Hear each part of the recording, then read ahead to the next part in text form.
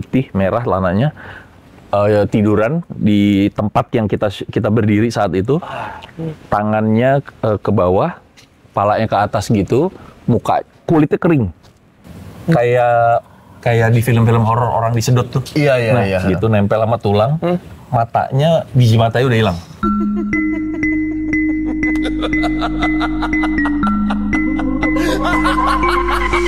Assalamualaikum warahmatullahi wabarakatuh. Shalom. Om Swastiastu. Namo Buddhaya. Salam kebajikan. Selamat datang kembali di YouTube channel Padepokan Malam Kliwon. Malam hari ini kita akan berbincang lagi nih teman Kliwon. Terima kasih ya. Kita juga sudah melewati bulan Ramadan. Udah lewat. Udah lewat. Mungkin ya. Mungkin udah lewat ya. Nah, yang kita hadapi sekarang adalah angin. Jadi di angkringan malam hari ini penuh dengan angin. Ya, menyambut Avatar season 2 kayaknya. Coba anginnya bro, dari tadi bro. Kita kedatangan siapa bro kali ini bro? Malam hari ini kita kedatangan legend. Wah, legend. Agree. Setuju gua. Legend di dunia show horor ya. Iya, bener. Di OG bro. Di OG. Ini di OG itu. Miring. Tolong. Mengsot. Nah, gitu. Miring bro. Miring. Tolong Ciko. Tolong. Nah. Sorry ya. Kan gak bilang tadi. Iya kan kita udah bilang. Angin nih bener, nggak bener. bohong. Ini Bimo dapat lightingnya nggak nih? Aman. Yang saya takutin kalau lagi banyak angin gini bukan dagangan kita. Apa dong? Yang dagang. Ke bawah. Enggak ke bawah. Masuk angin. Oh, masuk angin. Kenapa ke bawah? Wah, kali. Emang layangan tinggal di bandring. Tinggal di bandring. Oke. Kita akan ngobrol-ngobrol sama salah satu host bukan pertunjukan ya, program horor yang sebenarnya udah pernah ada di Spotify. Kalau teman Kliwon ngikutin di Spotify gitu ya. Nah, udah pernah nih kita ngobrol-ngobrol sama beliau. Betul. Dan kali ini kita mengundang beliau kembali karena sebenarnya banyak cerita yang belum tersampaikan di episode tersebut. Jadi bakal kita tuntaskan secara adat nih di sini. Tapi masalahnya saya tidak punya adat. Nah, nggak ada adatnya. Kita nggak ada adatnya. Oke, kita langsung saja panggil Om Harsya. Nggak kelihatan juga. Belum ya. Om Harsya sehat. Itu Harsya. Sumuran papanya Ciko. Gue kayak guru ngaji. Sumuran papanya Ciko. Selamat malam. Pesen Tunggu. gerobak atau? Nggak dong. Sebelum kita cerita-cerita, Om Harsya silakan pesan dulu. Mau apa Om Harsya? Saya kopi aja Pak. Kopi hitam? Iya, kopi hitam aja nggak pakai gula. Oke. Saya kopi hitam juga. Pakai gula sedikit. Saya teh manis hangat, tahu sama tempe diangetin mas. Manis ya? Manis. Gimana sih? Sebenarnya saya tuh Saya jadi gatal kalau gini. Ih, salah dong. Ini. Sorry. Iya kan? Salah, Sri Mulat banget. iya. Ini kita mau cerita horor apa bercanda? Enggak horor, tetap horor karena ini sebenarnya momen yang saya sedikit percaya nggak percaya. Oke, itu acara saya dulu. Betul. Om Harsya Subandrio, Yes, teman betul Kliwon sekali. ya. Host dari Percaya Nggak Percaya. Kalau teman Kliwon lahir di era atau tumbuh di era 2000-an, betul ya? 2000-an. Ya. Ini salah satu program horor yang ditayangin salah satu televisi bersama almarhum Pak Leo Lumanto. Betul. Yang mengungkap atau menguak misteri-misteri yang ada di daerah-daerah yang dikunjungi. Betul ya? Itu benar. Nah, dan sekarang Om Harsya kembali berkarya dalam bidang horor-hororan. Betul. Iya, Bersama betul. teman-teman dari Kimata. Benar, dari Kimata. Tadinya gue udah nggak mau. Gitu. Kenapa gitu? Karena kan gini, pada saat lo berbicara horor, lo pasti bersinggungan dengan si alam gaib kan. Nah, sejak almarhum Pak Leo nggak ada yang bantuin, nggak ada yang nemenin gua, nggak ada yang jagain. Tenang aja, ada Mas Kino. Kunci batin. Ada Mas Kino Lumanto. Wah ya. Nama belakangnya siapa? Waduh. Rambutan. Angin Ini ya. gara-gara angin mungkin kehadiran gua di sini ditunggu-tunggu sama kerajaan api. Angin. Ini angin. Bukan Laser Bender, api, bukan ya. Tapi ini nggak biasanya loh, beneran teman Kliwon. Kita nggak biasanya take dengan kondisi yang kayak gini. anginnya muter gini. Ya mudah-mudahan ini bersinergi atau sebanding lurus dengan energi yang diceritakan sama Om Harsya. Oke, Om Harsya. Iya.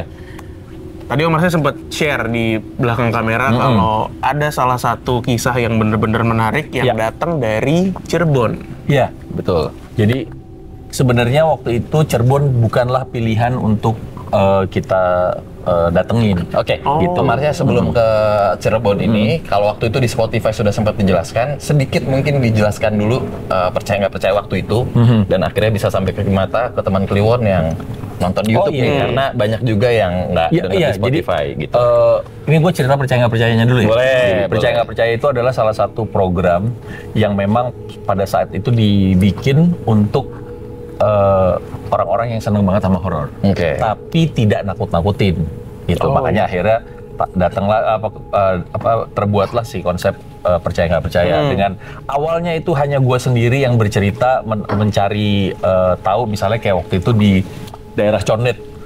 Di daerah Condet di Balai Kambang situ ada satu jembatan yang katanya sering ada penampakan. Nah, dari episode 1, 2, 3, 4 itu biasa-biasa aja. Tapi di episode kelima, yaitu Rumah Pondok Indah, meledak karena ada kehadiran Paleo sebagai ahli supranatural ya. Gitu. Nah, ya udah akhirnya terciptalah persahabatan gue sama Paleo di situ. Terus kita mulai jalan terus sampai akhirnya kita berdua harus selesai dengan program di tahun 2003 atau 2004, gue juga lupa. Nah, sesudah itu udah lama ya, selang berapa puluh tahun tiba-tiba ternyata yang namanya horor naik lagi nih, digemari lagi ya kan. Digemari lagi, terus ada Radit, ada Elda, ada si Fuad ngajakin, yuk. Iya. Ikutan yuk sama Kimata gitu. Akhirnya gue ikutan lagi lah di Kimata gitu. Iya. Kira-kira gitu. Tapi kalau menurut gue dari semua program horor yang gue paling suka tuh cuma satu. Apa? PMK. Peres. Tambahin lagi tahu satu, Mas. Tahu 3 diganjar tahu doang. Yoi. Sama somai 4 lah. Gitu. Iya. Malam ini lo pengen tahu cerita apa sih sebenarnya? Di Spotify tuh banyak sebenarnya sudah tahu, tapi gue yakin karena dulu saat Om Marsha menelusur bersama Paleo itu menemani, mungkin sama kayak teman Kliwon yang ditemani sama PMK sekarang. Iya, betul. PMK itu ditungguin banget sama gue pribadi, dan gue yakin banyak cerita-cerita off air yang nggak tayang yang lebih serem daripada tayangnya. Sebenarnya iya. Iya kan? Waktu tayang aja kan mungkin ada beberapa episode yang bener-bener Om Marsha nyampe lemes ini, Paleo-nya sampai gubrak kayak pokoknya gitu. Waktu itu di PMK udah pernah cerita belum sih yang syuting di Singapura gua sampai meluk pohon? Oh, enggak. Belum ya? Belum kan? Singapura enggak? Jadi kita ada syuting di Singapura, itu namanya Barak Parade. Barak Parade itu dulu zaman perang dulu itu jadi tempat penyiksaan, rumah sakit, sama penjara. Itu di daerah mana tuh berarti kalau di Singapura? Kalau di Singapura tuh pokoknya yang daerah agak tebing tapi pinggirnya laut. Oh, berarti deket-deket. Maksudnya apakah di sentralnya nih? Enggak di sentral, agak pinggir dikit. Tapi tempatnya itu sebenarnya sekarang jadi tempat wisata. Buat orang olahraga, buat orang jalan-jalan gitu. Itu katanya pada saat kita syuting, Paleo bilang, Jack, ini ada sosok perempuan suka sama lu karena mirip sama mantannya dia nih dulu. Nah, dia meninggalnya karena diperkosa sama tentara. Gitu. Ini gue boleh ngomong perkosa nggak sih? Nggak apa-apa ya. Hantu Singapura nih berarti. Iya, ini hantu Singapura. Jadilah dia selama kita syuting jalan ngikut. Nah, pas gue tiba-tiba dengar ada suara keras menuju ke hutan pada saat gue mau bikin closing. Tiba-tiba di situ suara itu gue ngikutin. Si Paleo teriak, jangan, balik, dia suruh balik. Gue balik. Tiba-tiba pas gue mau bikin, gue sambil pegang mic, biar jatuh. Hah? Ini lu nggak sadar? Nggak sadar. Pokoknya gue tiba-tiba gelap, bangun, bangunin, meluk pohon, gede banget tuh pohon, gue peluk. Jadi gue kayaknya mungkin jatuhnya ke depan di sebelah pas gue mau maju itu emang ada pohon di depannya, tapi gue nggak karena gelap langsung set gitu. Jadi kondisinya kata si Paleo tuh sampai baca doanya lebih keras lah, karena dia nempel, dia kayaknya mau narik gue nggak bisa, dia nempelin gue kenceng, energinya dia kayak ngedorong gitu. Jadi tiba-tiba slep hilang aja gue. Wah itu satu kejadian yang akhirnya bikin gue kayak orang bego. Mau bikin closing tuh nggak bisa gue. Berkali-kali gagal, 5 kali take, salah kata, salah lagi, sampai akhirnya gini, ini ada rokok nih, ini lu isep dulu. Iya deh, kan gue nggak ngerokok. Udah nggak ngerokok saat itu. Set. Udah tarik napas. Udah. Oke, udah. Yuk. Udah. Baru tuh gue bisa bikin closing. Lancar. Nah, tapi pada saat gue pulang, pada saat itu gue nggak ngeliat sosok perempuannya. Oke. Tapi pada saat gue pulang, kita udah naik mobil, tiba-tiba gue melihat sosok perempuan rambutnya nggak terlalu panjang. Kan selalu kalau kuntilanak kan digambarin rambutnya panjang, baju putih. Ini pakai gaun putih, tapi rambutnya tidak terlalu panjang, segini lah ya. Sebahu lah. Itu nengok ke arah kita, terus saya nengok sampai mobil kita jalan gitu. Nah itu gue lihat tuh di situ. Terus abis itu gue cerita, iya, kenapa dia nongol? Kan dia penguasa di wilayah Barak Pereit itu namanya. Gitu. Oke. Nah itu salah satu proses syuting yang memorable buat lu. Dan itu kejadiannya di luar Indonesia. Itu di luar Indonesia. Nah, habis itu kita tarik balik ke Indonesia, salah satu yang berkesan dan ternyata ada hubungannya sama kriminal kali ya, dalam tanda kutip. Itu terjadi di Cirebon. Jadi waktu itu kita ke Cirebon itu ya tadi seperti di awal bukan satu pilihan karena pada saat itu stasiun TV yang menayangkan percaya nggak percaya itu nggak apa sih namanya pemancarnya nggak nyampe ke Cirebon. Pemancarnya nggak bagus kan dulu. Jadi dulu ada beberapa daerah di Indonesia kan nggak masuk nih si stasiun TV-nya gitu. Nah tapi kita bilang ini ada cerita gini sampai researcher kita yang bantuin cari cerita, dapetin cerita, gue lupa daerahnya namanya apa gitu.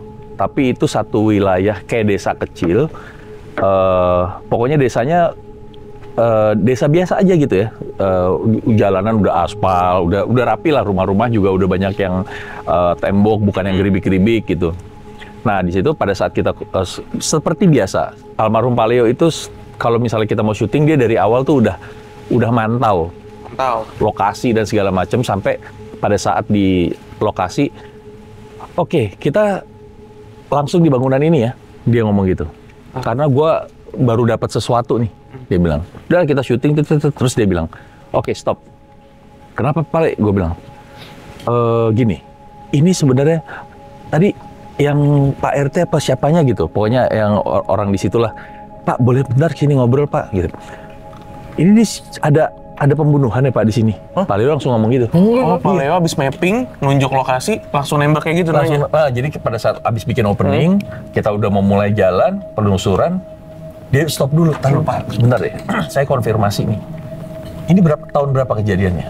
Terus si bapak-bapak gini, iya Pak, sebenarnya di bangunan ini, waktu itu kita nemuin jasad anak yang hilang berhari-hari. Gitu. Karena di sini dulu gosipnya kalau udah habis maghrib itu ada kalung wewe yang keluar terbang-terbang nyulik anak-anak. Nah cerita si anak ini hilang.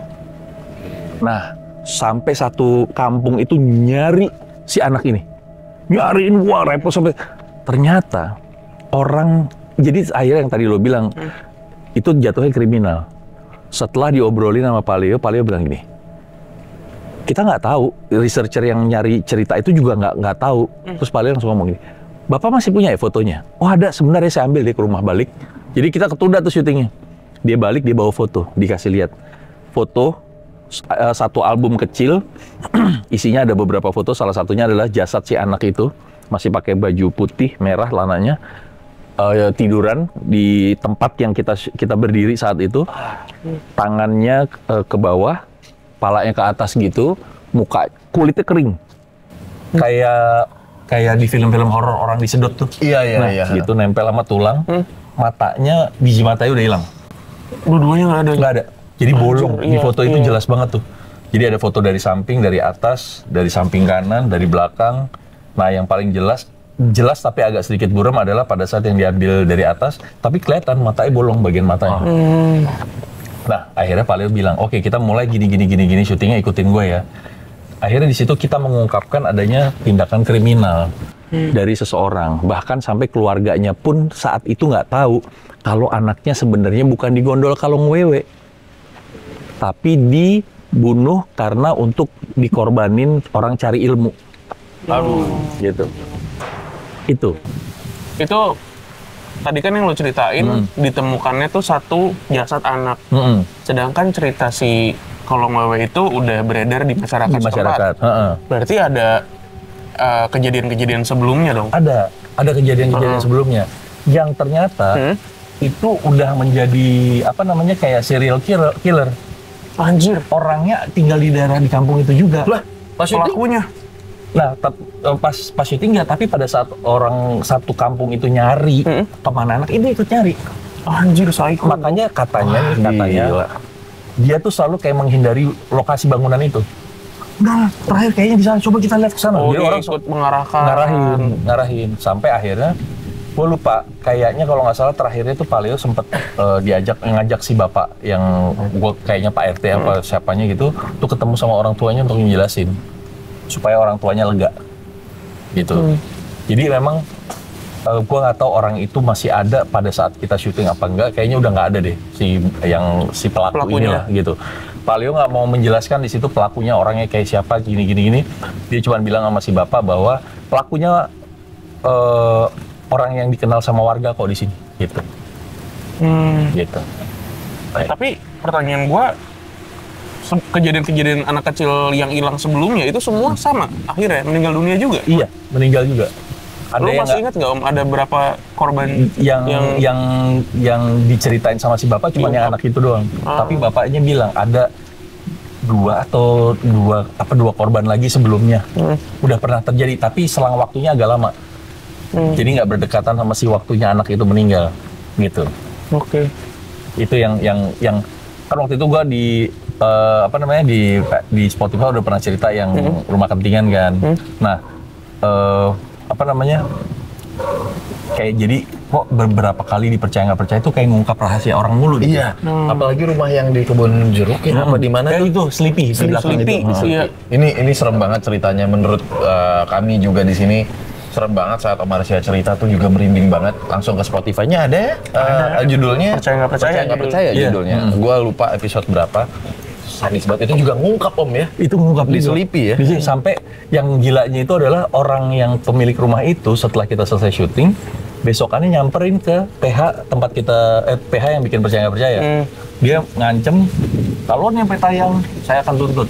Ya daripada tayang, daripada gimana yang kita simpan aja deh tuh. Itu edan itu filmnya akhirnya program saat itu nggak tayang. Yang udah di syuting itu edan. Padahal kalau sampai tayang itu bisa jadi kan dulu Rumah Pondok Indah ratingnya meledak banget. Itu bisa lebih meledak lagi sih menurut gua. Karena fakta-fakta yang saya ceritakan di Spotify itu ya. Iya, itu.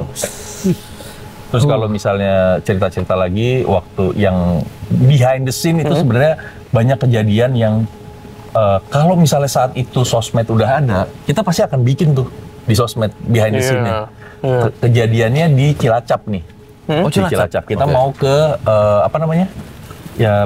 penjara itu Nusa Kambangan. Kita mau syuting di Nusa Kambangan karena ada goa sama terowongan yang katanya goib banget. Kalau kita ngelewatin garis yang dibilang sama tour guide-nya, jangan lewat situ ya, nanti hilang. Dasar gua bandel ya. Nanti hilang? Nah, katanya hilang. Jadi ada batasnya gitu. Jadi emang kelihatan. Batasnya apa? Jadi gini, ini batu gitu. Nah, ada kayak beda batu sama sebelah situ batunya beda tuh. Oh, kebayang. Jadi kayak misalnya ini putih. Nah, di sini batunya warna merah gitu. Nah, modelnya kayak gitu. Jadi kalau lo ngelangkah ngelewatin si batu putih ini, lo akan kesedot ke dunia gaib gitu. Oh, iya. Itu kata tour guide-nya. Kata tour guide-nya. Berarti sebelumnya memang ada kejadian kayak gitu. Nah, tapi di situ kan Pak Leo selalu ngelihat ini cerita bualan atau cerita yang memang dibuat supaya orang takut, atau memang apa nih bener. Dia nyolek gue, lewatin. Dasar gue bandel. Gue lewatin. Nyuruh orang gitu kan, gue lewatin set. Pas orangnya lagi balik sana. Wah, nggak kesedot nih, gue bilang gitu. Wah, nggak kesedot, gue bilang gitu. Udah, emang cerita-ceritaan aja udah. Ini emang, jadi guanya tuh di Nusa Kambangan, guanya tuh cukup jauh ke dalam. Terus sampai masuk gua, jalan, terus agak nunduk jalannya, baru pas itu luar gede gitu. Kalau awalnya banyak banget. Kayak ngantong. Kayak ngantong. Tapi yang lebih seru adalah kejadian sebelum kita syuting di situ. Satu, kita datang sampai di Cilacap. Gue padahal udah bilang kita nginep aja nih di tempat yang biasa bokap gue tim kantornya nginep. Hotelnya di sebelah sana tuh. Terus ternyata tim mesennya di hotel yang agak belum masuk ke kotanya nih. Oh, agak jauh berarti. Agak jauh, nggak terlalu jauh juga sih. Nah, jadi pada saat nyampe di Cilacap masuk, sebelum nyampe kota ada hotel sebelah kiri. Berhenti dong, set. Wah, kita nginep di sini. Iya. Masuk nih. Buset. Resepsionis saya kayak horor. Hah? Kayak horor maksudnya? Horor gimana? Kayak satu orang doang diem gitu. Oh, orang lemes. Kayak orang lemes, iya. Orang pelan. Nah, itu dia orang lambat ya. Selamat siang, Mbak. Kita dari ini. Iya. Oh iya, ini suratnya. Iya, kita udah terima. Iya. Ini kunci kamarnya, ini. Mbak berarti ya. Nah, dari situ, dari resepsionis masuk, jalan, kita keluar lagi. Keluar, terus turun tangga, itu halaman gede banget. Nah, kamar kita terus jalan lagi, naik tangga, baru ada bangunan lagi. Ini cottage apa hotel loh? Hotel. Oh, hitungannya hotel, tapi di situ modelnya kayak taman. Jadi kita kalau pagi-pagi lo bisa duduk-duduk olahraga gitu. Berarti bagus dong hotelnya. Terawat lah gitu. Nggak terlalu sih, tapi modelnya model lama banget. Yang pintu kayunya masih kayak zaman dulu gitu-gitu lah. Nggak terlalu berat, tapi yang tau kan yang kalau rumah mewah zaman dulu kan pintu kayu warna coklat tuh. Iya. Yang modelnya kayak gitu-gitu tuh. emang sekarang warna apa? Kadang-kadang kan udah pakai UPVC. Oh, wih, gila kayak promosi gitu. Benar. Abu-abu. Aduh benar. Nah, ya model kayak gitu-gitu pintunya. Gitu. Pokoknya kusen jadul lah ya. Ya. Masuklah. Jadi naik lagi. Nah, pas kita lagi ngelewatin yang sebelum kita masuk ke bangunan yang tempat kita nginep, itu kan halaman kan. Gue ngeliat pot gede banget, pot. Buset nih pot ngapain gede banget ya? Ngapain ya? Duduk sih terserah dia sebenarnya, terserah dia. Ngapain? Itu pot gede asli. Jadi kalau gua ngelingkerin nih, 2 orang baru bisa ngelingkerin gitu. Oke. Gede kan udah. Masuk nih. Udah kita ngobrol-ngobrol. Pada masuk ke kamar gue ngobrol. Terus Palia bilang, gue zikiran dulu bentar nih. Zikir masuk kamar. Itu tutup nih. Nah, gue duduk berhadapan dengan si pintu kamar gue. Anak-anak ada di sebelah kiri. Set. Terus gue ngeliat dari luar, dari bawah pintu tuh sinar lampu dari luar. Set gitu nerangin. Jadi kalau ada orang lewat kan kelihatan kan? Betul. Nah, gue diem aja terus ngobrol terus gini. Yang ini mesti ditanya dulu yang paling nih. Kita bisa nggak nih yang ini diangkat ceritanya? Oh iya. Bentar deh. Gue ke kamar Pale. Iya. Gue buka pintu. Astagfirullahaladzim, tau gak gue teriak gitu kenapa? Pot yang ada itu ada di depan kamar. Pot gede yang gue lihat di halaman luar itu ada di depan kamar. Kamar gue. Oh, kamar lu. Gimana coba itu pindah itu pot? Itu beneran pot? Apa orang telentang? Telanjang malah. Bukan ya? Enggak, pot yang tadi gede itu gue bilang itu. Pindah di depan pintu kamar lu? Iya, jadi sebenarnya bukan pot sih. Itu kayaknya tempat tampungan air gitu loh. Oh, tempayan. Iya. Kayak tempayan, tapi dia ada kakinya. Berat nggak? Asli berat. Oh. Itu mindahin akhirnya minta tolong sama petugas hotelnya. Petugas hotelnya pas nyampe gini, astagfirullahaladzim. Sama aja. Iya, begitu juga. Kenapa bisa di sini? Abdi ngomong begitu. Bapak tanya begini, apalagi kita? Iya, kita kan tamu baru datang lagi. Asli itu segede kepalanya keluar. Kenapa? Lah, dia apaan? Ngapain ada di sini? Gue kira Pale udah tahu. Enggak tahu dia karena lagi zikir kan. Sampai akhirnya telepon ke kamar. Jack keluar Jack, bentar Jack, gue bilang gitu. Dia keluar. Hah? Waduh. Terus dia langsung gini. So nengok langsung manggil temen gue Indi yang dulu ilustrator. Iya. Oh ya, benar. Nah, sekarang kan Indi punya program sendiri di Instagram tuh. Nah, si Indi bilang, "Sebentar ya." Dia ambil kertas terus digambar. Yang terus bilang, yang ini ada di sebelah situ saja. Di kamar ini? Iya. Terus yang lidahnya panjang ini, itu di luar jendela. Nah, yang perempuan ini di dekat meja yang situ. Lah, isinya udah horor semua itu. Penuh banget sama iblis-iblis itu gitu. Terus akhirnya, gua nggak ngerti cara pindah ini gimana, tapi krunya percaya nggak percaya bantuin. Jadi sekitar 7 apa 8 orang ngangkat itu. Anjir, berat banget. Berat. 8 orang aja tuh kayaknya masih yang kepayahan. Jadi ngangkat sedikit, terus baru pindahin. Dan nggak dibawa turun, akhirnya cuma ditaruh di pinggir aja. Habis kita kejadian itu, Paleo ngomong gini. Paleo gini, telepon bokap lu dong, saya tolongin. Minta hotel yang tadi lu bilang. Ya udah, gua telepon bokap gue ditolongin, akhirnya dapat hotel situ. Malam ini kita pindah. Oke. Pindahlah kita dari hotel itu. Hotel horor itu. Si Paleo nggak menjelaskan apa-apa? Pada saat nyampe di sana dia bilang, lu lihat keanehan nggak? Dari? Jadi kan mungkin gini, namanya orang spiritual kan ada capeknya kan, karena perjalanan kan kita jalan darat. Betul. Pada saat dia tidur pas nyampe, udah nyampe ya udah dia masih konsentrasi nyegerin muka dulu, nyegerin badan dulu nih. Jadi dia nggak sempet scanning, mantau, nggak sempet nih. Ya udah masuk aja. Tapi gue udah ngerasa kok sepi, nggak ada yang nginep kita doang. Jadi pada saat kita check out, kita bilang, Mbak, maaf Mbak, ini ternyata disuruh pindah gitu-gitu, lo pak cari alasan lah. Padahal udah kerja sama hotel itu.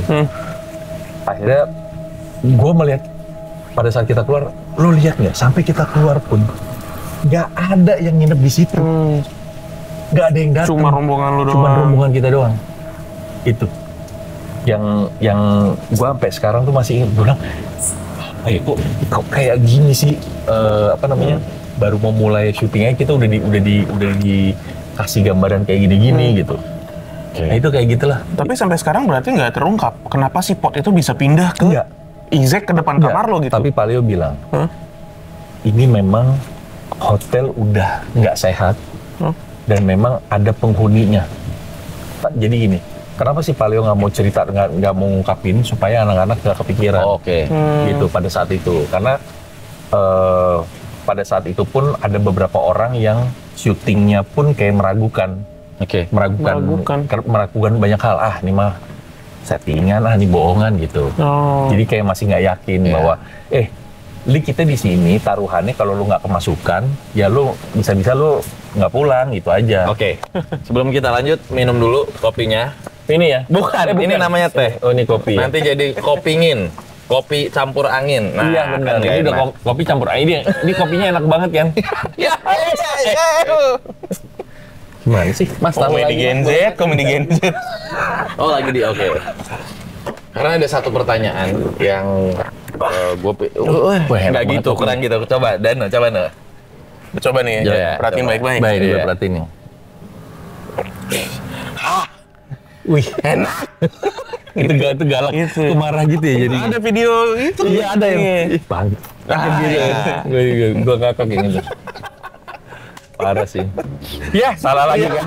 2 kali di recall. Tahu datang. Oke, siap. Tahu dari mana? Hah? Dari mana? Dari Mas Kino. Oh, bukan dari Sumedang ya? Bukan. Oke. Tahu Mas Kino. Gila kopinya enak banget nih. Alhamdulillah.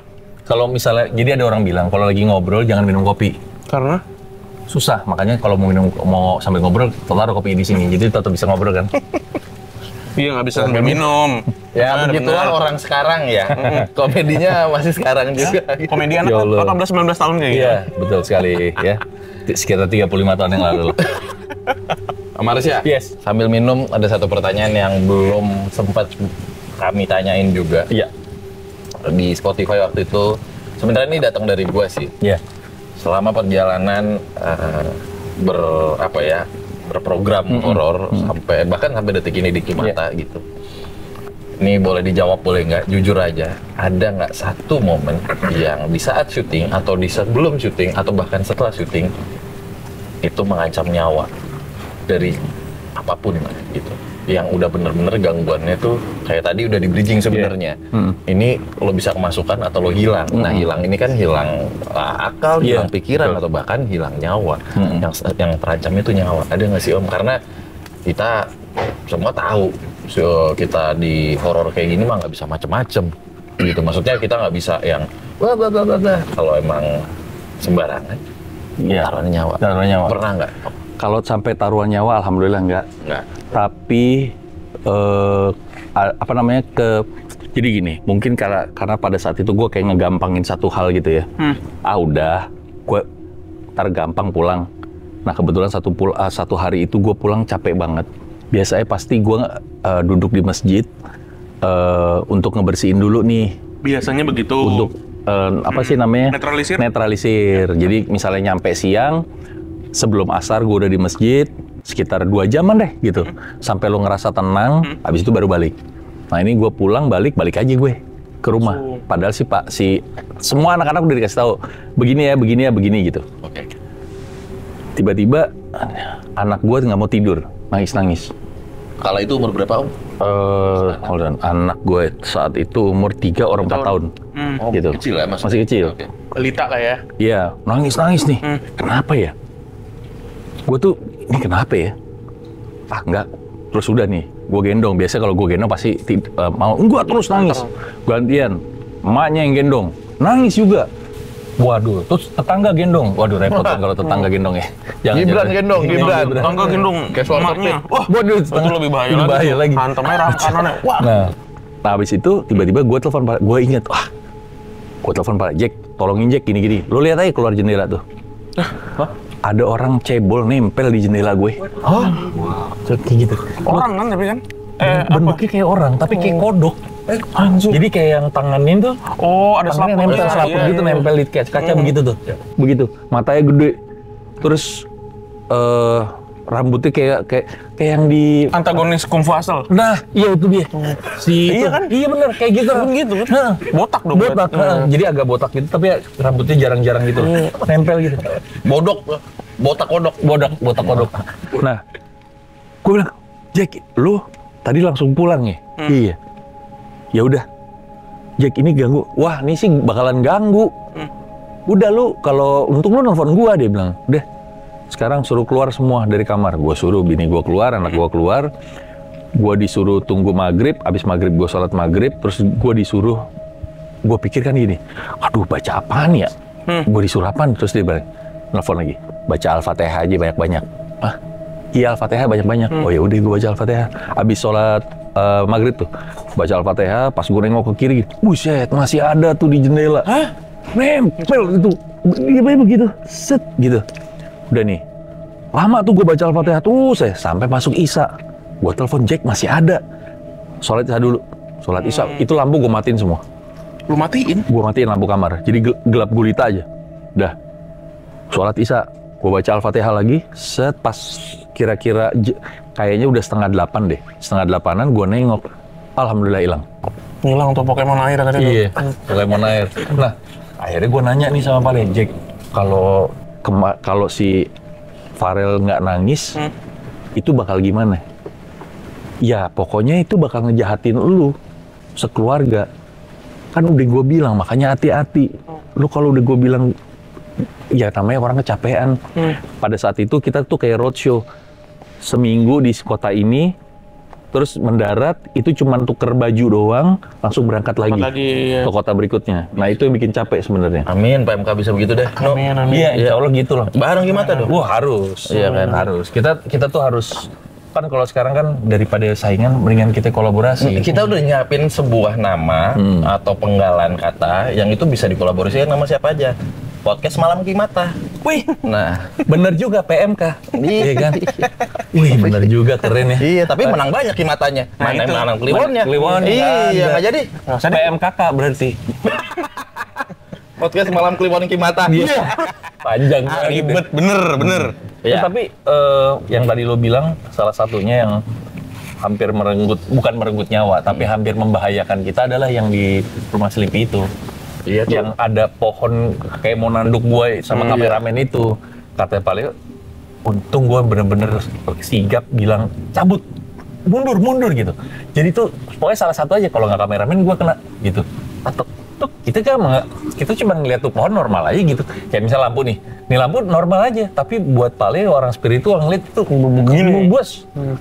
Kalau kena, iya kan, ya secara goibnya gue nggak tahu apa yang bakal terjadi, cuman bisa jadi gue kenapa-napa gitu. Itu sih yang pada saat itu gue cuman yakin gue kan niatnya baik. Sebelum syuting gue selalu doa gitu ya. Dan ada Paleo yang jagain gitu. Dan alhamdulillah benar-benar dijagain sama dia. Dan makanya gue sama almarhum Paleo tuh udah jadi kayak saudara banget nih. Gitu. Pernah nggak nyambat atau nyebut nama beliau atau almarhum ketika misalnya kan dalam bentar ada kondor. Konser dorong. Dorong, benar. Ini ciri khas kalau lagi perbincangan. Betul sekali. Ada kondor lewat. Ini lewat di sekarang? Enggak. Oh enggak ya? Kita udah bayar. Kalau misalnya sini jangan lagi ada syuting. Hari lain aja nggak apa-apa. Betul. Buat yang keren banget loh. Gitu. Ya. Tapi kan kita butuh goyang juga. Butuh goyang. Saya balik ke tadi topiknya. Tadi. Iya benar. Jadi gimana ceritanya Pak waktu itu? Jadi begini. Jadi dia yang cerita. Oh iya saya cerita. Iya.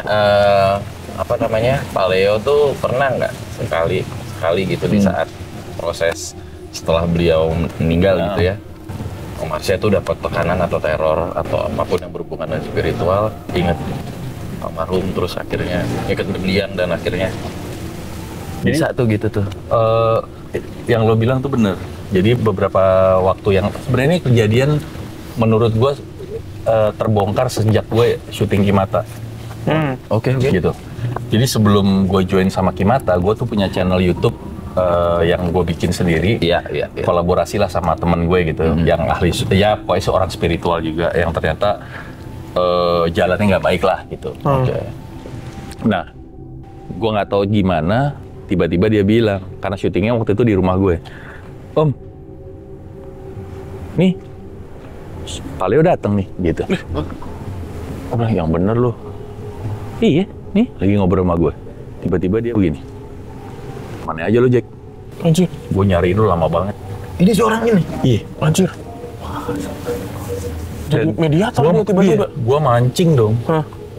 Sesuatu yang hanya gue sama Pak Leo tahu. Oke. Benar. Apa yang lo tanya? Jadi cerita soal martabak. Martabak mini di Jogja. Ingat martabak mini gue nggak punya duit kan? Wah, itu yang tahu cuman gue sama Pak Leo. Cerita itu, just pada saat itu. Oke. Nah, terus setelah itu, seminggu kemudian kalau nggak salah, tiba-tiba gue tidur, gue mimpi. Gue ada di satu dermaga kapal. Gue duduk, nah kayak gini, kayak angkringan gini. Kayak angkringan gini. Terus tiba-tiba gini, loh, gue di mana nih?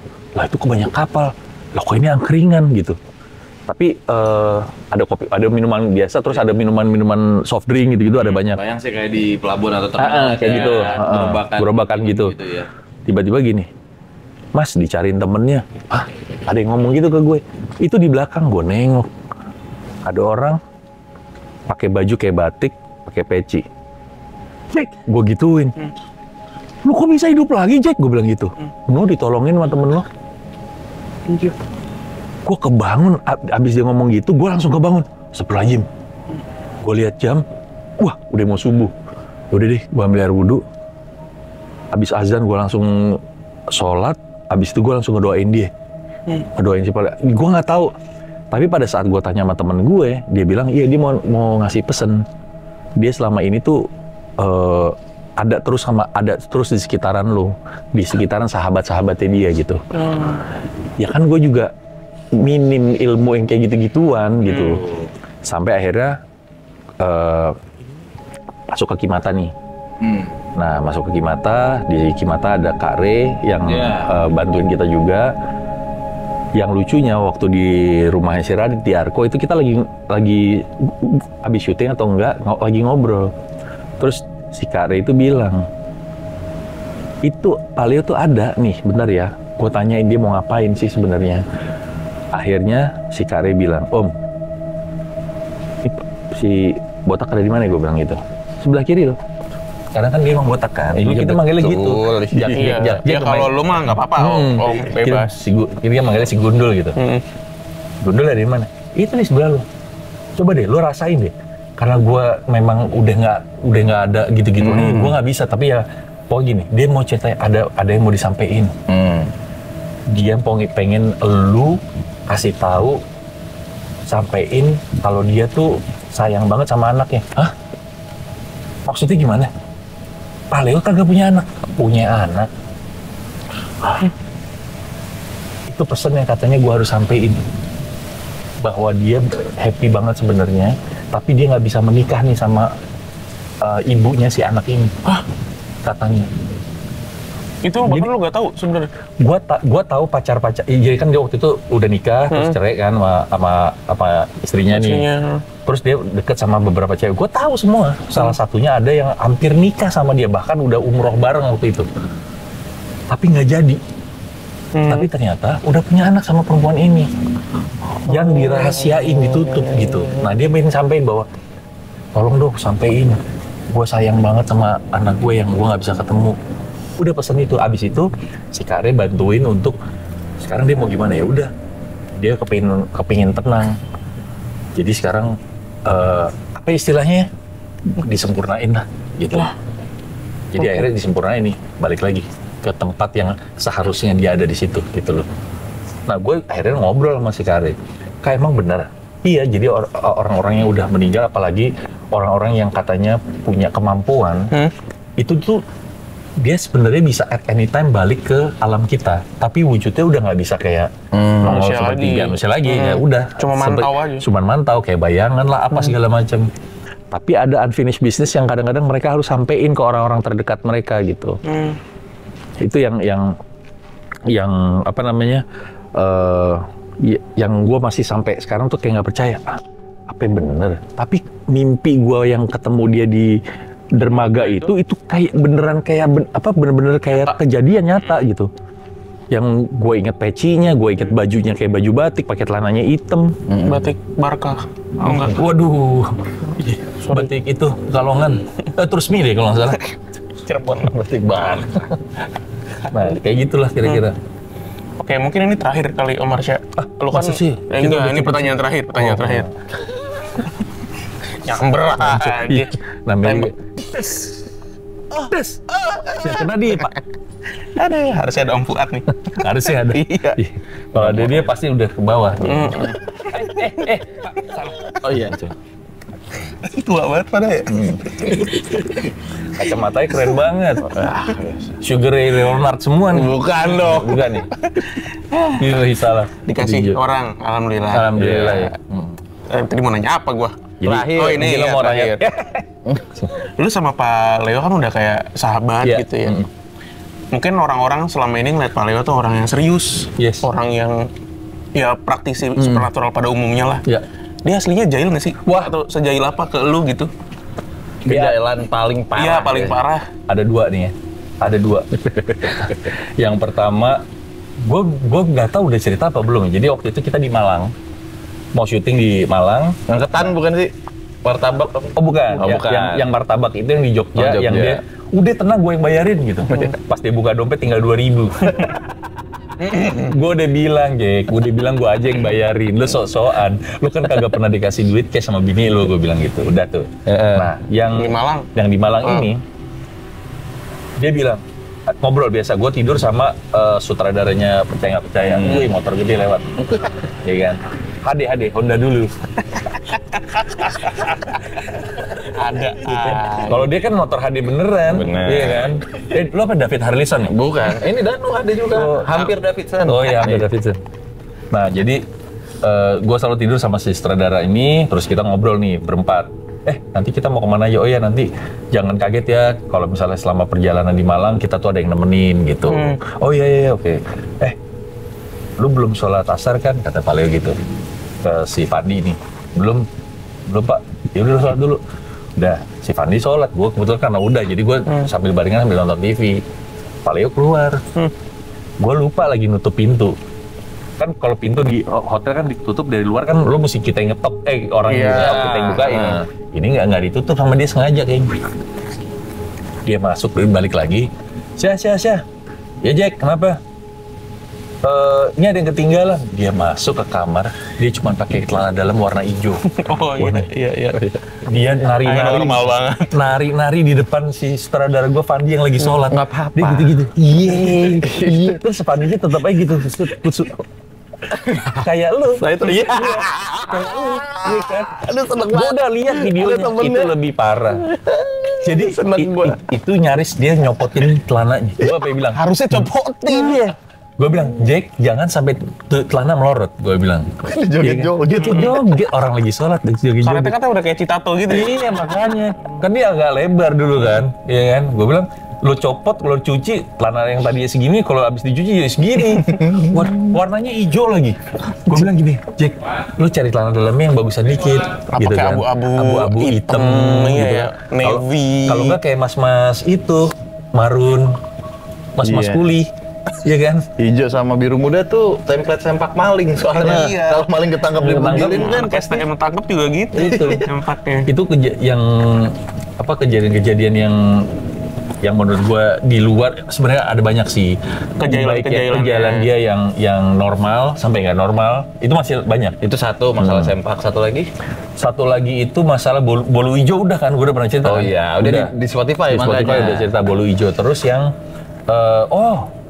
di Malang juga di satu restoran yang kalau cewek cowok makan di situ jadian tuh. Hah? Apa mitosnya maksudnya? Mitosnya gitu. Nah, kita syuting di situ. Terus gue syuting nih. Jadi yang kerja di restoran itu dibikinin mes di belakang restoran sama yang punya. Kebanyakan pelayan-pelayan di situ cong. Cong semua yang laki-lakinya. Oke. Nah, kita syuting di deket garasi yang ada mesin dieselnya lah. Tapi mesin diesel zaman dulu ya. Nah, ada pintunya kebuka. Pintu garasinya itu. Sebelah sininya ada toilet.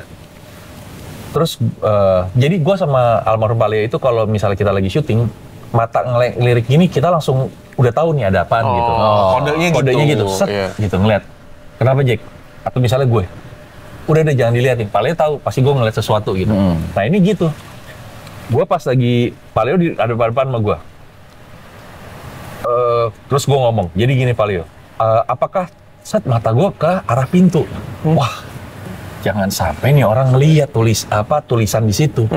Gue geser dong, set, tapi dia udah keliat mata gue duluan. Wah, ini apaan? Gue ngeliat, aduh pergerakan dia mau balik badan. Karena gue ngeliat, karena gini, gue lagi ngomong tiba-tiba gue gini, set. Wah, gue langsung buang muka. Nah, dia tahu langsung. Kode, dia lihat sesuatu, dia balik badan dong. Jadi gini, kenapa tadi Mas Arsya ngeliat ke sana? Terus dia nengok ke arah pintu itu, set gitu, terus dia balik badan. Sambil dia nutup mulutnya gini. Oke, kita mulai lagi tapi udah gak tahan. Luar kita ketawa. Lo tau apa tulisan di situ? Jagalah Kenti Anda. Aneh banget sih. Rumah makan apa itu? Jadi gue akhirnya kenapa kita ketawa? Karena kita tahu yang pelayan di situ sebagian tuh ya cong semua. Jadi makanya jagalah Kenti Anda. Ya Allah. Di mana-mana tuh. Gimana? Yang dijaga tuh kebersihan. Kalau lo yang jagalah kebersihan. Ini jagalah Kenti Anda. Coba kalau lo yang kayak gitu, gimana? Penasaran pengen kesana gue. Iya kan? Pengen lihat Kentinya. Pengen lihat pintunya. Pintunya. Gue rasa udah nggak ada juga. Ya udah nggak ada, udah lama kan. Udah lama. Tahun 75 itu. Itu. Enggak 77 kalau. Emang itu si Kenti itu suka kemana-mana atau gimana sih? Harus dijaga gitu. Suka begitu-begitu kan. Galak. Iya. Orang nabok plak gitu. Iya kan? Iya. Keren. Kenceng banget. Kira-kira sih cerita yang kocak-kocak. Sebenarnya cerita kocak banyak banget lah. Dari soal makanan, dari soal apa namanya? Matematika, soal bahasa. Wah, udahlah. Banyak soalnya. Yang kayaknya kalau misal sebenarnya itu kalau zaman itu udah ada sosial media, itu keren banget sih. Karena orang pasti akan ngeliat, wah ternyata behind the scene lo geblek ya gitu. Asli. Nggak anomali dengan tayangannya ya. Iya. Tayangannya serius bener. Wah, Palio dulu itu gua tidak boleh bercanda. Iya. Gua harus serius banget. Karena supaya tergambar suasana seremnya. Iya. Ya udah, gua jadi akhirnya megang mic kayak orang takut kehilangan mic. Kenceng banget gitu. Iya. Wah, itu udah. Emang kan wayahnya siaran horor atau program horor gitu. Begitu. PMK aja aneh. Makanya kliennya susah. Enggak, tapi menurut yang di elaborate yang begitu Mas Dano. Tapi menurut gue horor sekarang itu kan nggak harus jump scare, nggak harus nakutin. Dari misalnya dia kan talent VO. Kalau dia pakai suaranya dengan tiba-tiba berat, itu aja tuh orang udah bisa. Ya, sekarang gini, teman-teman gue aja yang denger, anjir serem banget ya gitu. Yang podcast, terus misalnya nonton YouTube apa gitu, itu kayak misalnya mereka nggak nonton, mereka cuma dengerin, anjing serem banget ya gitu. Iya kan, sebenarnya bisa berarti kayak ada gitu tetap kan. peran suaranya, meskipun pembawaannya nggak 100% serius gitu ya. Sebenarnya santai aja menurut gua sih. Betul. Tapi tetap dalam koridor horor. Kan nggak harus selalu serem, nggak harus selalu nakutin. Betul Pak. Sakralnya tetap ada ya. Terima kasih Om Haris ya. Oh udah. Udah, kalau saya mau pulang, Om Harisnya berdua Danu juga nggak apa-apa. Tapi Danu sedikit lagi pulang. Kamu kemana sih buru-buru aja? Mas Hiro nanti bonnya Mas Haris aja ya. Oh tenang. Ada invoice-nya. Enggak tenang, saya tinggalin mobil. Buat jaminan. Ya nanti ya sama Mas Kino deh tuker tambah. Iya gimana caranya lah ya gitu ya. Mas Kino rajin loh. Iya. Salah ya? Mas Kino rajin loh. Rajin ya? Ini tuker tambah HRV boleh? Boleh. Dia ini showroom. PMK kan kayaknya Kino. Podcast malam Kino. Iya, makanya serem. Iya. Mukanya nggak kelihatan loh dari tadi. Nunduk aja. Nunduk soalnya. Iya, pengendali areng. Waduh. Elemen bara. Elemen bara ya dia. Iya, elemen bara. Ini gimana closingnya gimana? Om Harsha dong yang closing. Gimana caranya? Ala-ala lu ini zaman dulu. Kalau dulu gua closingnya gini. Pemirsa, sebuah cerita yang selalu ada di sebuah desa. Menceritakan bagaimana seramnya sebuah keluarga yang tertimpa masalah. Percaya nggak percaya, tergantung bagaimana Anda menyikapinya. Oke, kita ketemu di perbincangan malam Kliwon berikutnya. Dadah. Udah 4 kali. Udah 4 kali ya. Dadah.